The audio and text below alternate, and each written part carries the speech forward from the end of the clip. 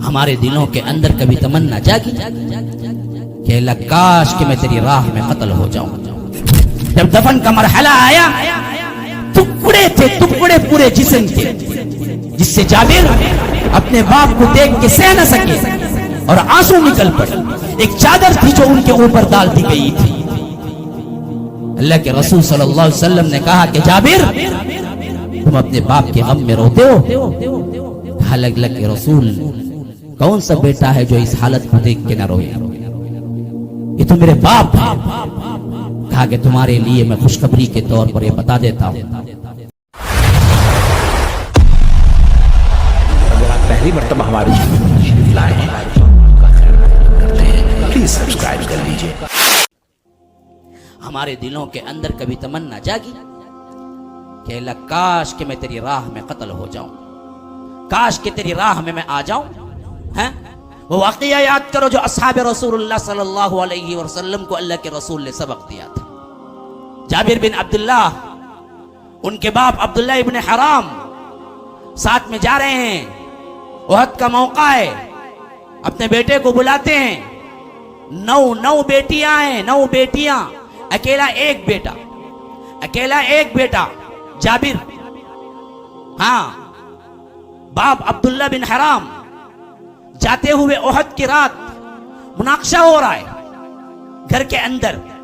बाप कह रहा है बेटा तुमने बदर में हिस्सा लिया, आज अल्लाह के लिए मौका मुझे छोड़ के दे दो। अल्लाह अकबर, कैसे कैसे लोग थे। कहा कि बेटा तुमने बदर में हिस्सा लिया और आज अल्लाह के लिए मुझे क्या है, छोड़ दो कि मैं उहद चला जाऊं। तुमने तो एक जंग में हिस्सा लिया।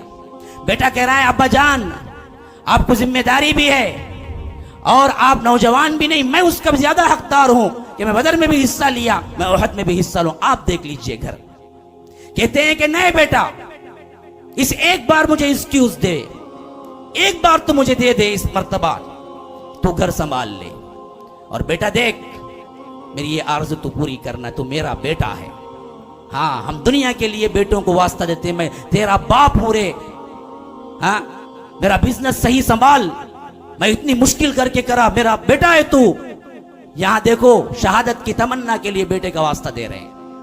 कहा कि बेटा ये काम करना ही है तुझे। जाबिर बिन अब्दुल्लाह कहते हैं कि मैंने हामी भर ली, मैंने हामी भर ली। तो अब्दुल्लाह इब्न हराम ने कहा कि बेटा देख 2 और जिम्मेदारियां भी तेरे ऊपर है। एक तेरी 9 बहनें हैं जिसका बोझ तेरे ऊपर आ पड़ेगा मैं जाने के बाद। आज हज करो क्या पूछे तो क्या बोलते? अभी बेटा की शादी नहीं हुई बोलते। हाँ, हज को गएगा तो बेटा की शादी नहीं हुई, अभी बेटा की शादी सब कर को जाना। मौली साहब, हज को जाने से इंसान वापस आ सकता है, जिहाद को जाने से मुमकिन है वो वापस आए। 9 बेटियों को छोड़ के निकल रहे हैं। कहा कि 9 बेटियां हैं तेरी बहनें हैं, इनको तो ब्याह देना है, इनकी जिम्मेदारी कबूल करना है और साथ में ढेर सारा खर्जा भी है मेरे ऊपर। बड़े सखी थे, खर्जा ले लेके दे दिया करते थे लोगों को, अपने लिए नहीं लेते थे। हाँ, ये बात मैं पहले भी बताया। अल्लाह के रसूल सल्लल्लाहु अलैहि वसल्लम गुजरे, इंतकाल हुआ तो उस वक्त भी अल्लाह के रसूल की ज़रा यहूदी के यहाँ गिरवी रखी हुई थी, गिरवी। हाँ, चंद खजूरों के एवज, जौ के चंद क्या है दानों के एवज अल्लाह के रसूल की ज़रा। वैसे कौन से ठाट बाट की जिंदगी गुजार ली थी अल्लाह के रसूल? नहीं, असल में लेते थे कर्ज, देते थे अल्लाह की राह में। हम तो अपना माल भी नहीं निकालते, कर्ज तो बहुत दूर की बात है। आज कर्ज लेके कोई इन्फाक करेगा तो हम हंसेंगे, पागल हो गए, दीवाना हो गया इन्हें, रहा तो देव बोला अल्लाह, तुम ना कौन सी कर्ज ले देव बोला बोलिए। हालांकि अल्लाह के रसूल पूरी जिंदगी यही किया, जो होता था वो भी दिया, जो नहीं होता था वो भी कर्ज ले लेके दिया। हत्ता के वक्त जब वफात का आया उस वक्त भी क्या थे, अल्लाह के रसूल की ज़रा एक यहूदी के यहाँ गिरवी रखी हुई थी। ऐसा नहीं था, जौ के चंद दानों के एवज अल्लाह के रसूल ने रहन रखा हुआ था। ये जिंदगी थी जो गुजारी थी, यही असल जिंदगी है। जमाओ कमाओ की जिंदगी थोड़ी जिंदगी है। तो हजरत अब्दुल्ला जो कि जाबिर के बाप है, कहा कि मुझे खर्चा भी है, मेरी बेटियां भी हैं, संभाल ले। ये कह के पहुंचे मैदान में तो दो सहाबा साद इब्न अबी वक्कास और ये दोनों हाथ उठा दिए, कहा कि मैं दुआ करता हूं तुम आमीन कहना, तुम दुआ करो तो मैं आमीन कहना, क्योंकि कल मुझे यकीन है कि मेरा आखिरी दिन होगा। अल्लाह मुझे बुला, बड़ी तमन्नाओं के साथ आया हूं कि अल्लाह मुझे घर वापस न लौटाना, मुझे बड़ी तमन्ना है कि अल्लाह मुझे घर वापस न लौटाना, इस हैसियत से मैं आया हूं। तो हाथ उठा दिए तो सबसे पहले साद इब्न अबी वक्कास ने कहा, अल्लाह कल एक जबरदस्त तेरे दुश्मन इस्लाम, तेरे अल्लाह का जो दुश्मन है उससे मेरी टक्कर हो, मैं उसको मारूं वो मुझको मारे, हत्ता कि तेरी राह में मैं बहुत सौ को कत्ल कर दूं। फिर इसके बाद ऐ अल्लाह मुझे उस काफिर पे गलबा दे और मैं साथ साथ गाजी बन के लौटूं। हजरत अब्दुल्ला इब्न हराम ने कहा आमीन। फिर उनकी बारी आई तो उन्होंने कहना शुरू किया, ऐ अल्लाह कल सख्त तरीन कुफ्फार से मुकाबला हो और मैं तेरी राह में अपना तन मन धन सब कुछ कुर्बान करूं, यहां तक कि मैं तेरे काफिरों को मारूं, मारता चला जाऊं, लेकिन जब आखिरी मौका आए तो ऐ अल्लाह तेरे दुश्मनों में से किसी एक दुश्मन को मुझ पर मुसल्लत कर दे, मैं मगलूब हो जाऊं वो गालिब हो जाए। फिर इसके बाद वो मुझे मेरे ही सीने पे बैठ के खंजर चुबा के मुझे शहीद कर दे।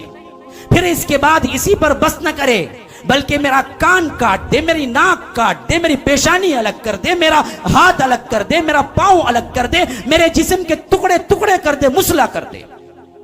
फिर इसके बाद तू मुझे बुलाए हशर के मैदान में, कहे कि अब्दुल्ला तेरी नाक कहां है, तेरी कान कहां है, तेरा हाथ कहां है, तेरा पांव कहां है, मैंने तो तुझे सब कुछ दिया था। तो उस वक्त मैं कहूं ऐ अल्लाह तेरी राह में ये बंदा मुसला बन के आया है, कान भी दिया, नाक भी दिया, हाथ भी दिया, अलग अलग कह आसा भी कटवाए और सब कुछ कटवा के तेरे दरबार में आज बिल्कुल मुसला बन के आया हूं। तो ऐ रब तू कहे कि हाँ हाँ तूने सच कहा, तूने सच कहा। इधर साद इब्न अबी वक्कास ने कहा कि आमीन। इन दोनों की दुआएं यूं थी। फिर सुबह मारका शुरू हुआ, हाँ बड़ी सख्त जंग हुई, जैसे दुआ थी वैसे अल्लाह ने दोनों की दुआ कबूल की। कुफ्फार से मुठभेड़ हुई, साद इब्न अबी वक्कास को अल्लाह ने गलबा दिया, गाजी बन के लौटे और अब्दुल्ला इब्न हराम मारते गए मारते गए मारते गए यहां तक कि काफिर गलबा पाया और उसके बाद उन्हें कत्ल किया। फिर इसके बाद उन्हें टुकड़े टुकड़े कर दिया और उनकी लाश आसपास फिकर गई। अल्लाह के रसूल सल्लल्लाहु अलैहि वसल्लम ने देखा तो 7 अफराद बाजू में पड़े हुए थे जो कुफ्फार कुरैश थे, यानी कम से कम शहीद होने से पहले 7 अफराद को जहन्नम भेजा था। फिर इसके बाद कुछ शहीद हुए और उनके टुकड़े अतराफ में पड़े हुए थे। जाबिर दौड़ते हुए आए, उन तमाम को एक कपड़ों में लपेटा, एक कपड़े में, फिर लपेट के क्या अपने गधे पे रखा ताकि अपने घर ले जाके दफन कर दे और ले जाना शुरू किया सवारी को। तो सवारी अगर मैदान की तरफ रुख करते तो चलती, घर की तरफ रुख करते ना चलती। तो परेशान होकर अल्लाह के रसूल सल्लल्लाहु अलैहि वसल्लम के पास आए, कहा कि अल्लाह के रसूल ये क्या है कि मेरे बाप की मैयत को मैं ले जाना चाहता हूँ लेकिन घर की तरफ ये मुड़ती ही नहीं। कहा कि जाते वक्त तुम्हारे बाप ने कुछ कहा था? कहा कि हाँ अल्लाह के रसूल, उन्होंने कहा था ऐ अल्लाह मुझे वापस घर न लौटाना। कहा कि यही दुआ रब ने कबूल कर दी, ये मैयत भी वापस नहीं जाएगी घर को, उसे यही दफन करो, उसे यही दफन करो, शुहदा के साथ दफन होना चाहिए। जब दफन का मरहला आया, टुकड़े थे टुकड़े पूरे जिस्म के, जिससे जाबिर अपने बाप को देख के सह न सके और आंसू निकल पड़े। एक चादर थी जो उनके ऊपर डाल दी गई थी। अल्लाह के रसूल सल्लल्लाहु अलैहि वसल्लम ने कहा कि जाबिर तुम अपने बाप के गम में रोते हो? कहा अल्लाह के रसूल कौन सा बेटा है जो इस हालत को देख के न रोए, ये तो मेरे बाप हैं। कहा कि तुम्हारे लिए मैं खुशखबरी के तौर पर ये बता देता हूं, अल्लाह तबारक व तआला ने किसी इंसान से बगैर पर्दे के कभी बात नहीं की, बगैर हिजाब के कभी बात नहीं की, सिवाय तेरे बाप के। अब्दुल्लाह को अल्लाह ने अर्श पे बुलाया, बगैर हिजाब के बात की डायरेक्ट, और पूछा अब्दुल्ला कुछ ख्वाहिश है? तू मेरी राह में सब कुछ लुटा के आया है, कुछ ख्वाहिश है? कहा कि एक ही ख्वाहिश है। पूछा क्या है? मुझे दोबारा लौटा दो, फिर एक मर्तबा मैं शहीद होके आता हूं। अल्लाह ने कहा कि नहीं, ये मेरा फैसला है कि जो बंदा एक मर्तबा यहां आ जाता है मैं उसे दोबारा नहीं लौटाता हूं। दूसरी कोई ख्वाहिश हो तो बताओ। तो कहा कि अल्लाह मैंने ये इस वजह से मांगा, इसकी लज्जत ऐसी थी तेरी राह में कट मरने की कि मैं दोबारा हासिल करना चाहता था, ये इस वास्ते मैंने क्या है मांगा।